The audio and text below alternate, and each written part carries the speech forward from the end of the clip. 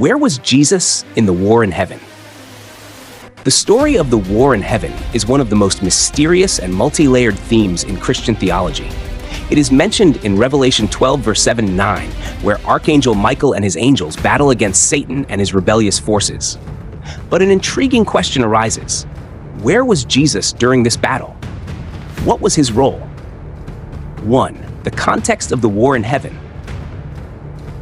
The war in heaven is often interpreted in different ways, but at its core, it describes the fall of Satan and his angels. Revelation 12, verse 7-9 states, "Then war broke out in heaven. Michael and his angels fought against the dragon, and the dragon and his angels fought back. But he was not strong enough, and they lost their place in heaven. The great dragon was hurled down, that ancient serpent called the devil, or Satan, who leads the whole world astray. He was hurled to the earth, and his angels with him." Here, Michael is the central figure in the battle, but strangely, Jesus is not mentioned directly. Does this mean he was not involved? Or was his role something far greater? 2. Is Jesus the Archangel Michael? Some religious groups, such as Jehovah's Witnesses and Seventh-day Adventists, believe that Michael is actually Jesus before his incarnation. Their argument is based on the following points. In Daniel 12:1, Michael is described as the great prince who protects God's people. In 1 Thessalonians 4:16, Jesus' return is associated with the voice of an archangel. Michael is depicted as leading the fight against Satan, just as Jesus' mission was to defeat Satan.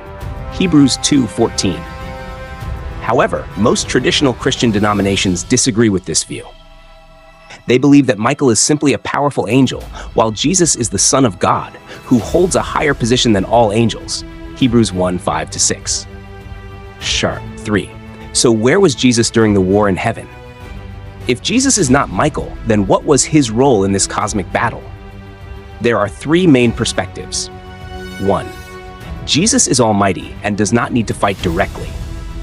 This war is not an equal battle between good and evil. Jesus is the creator.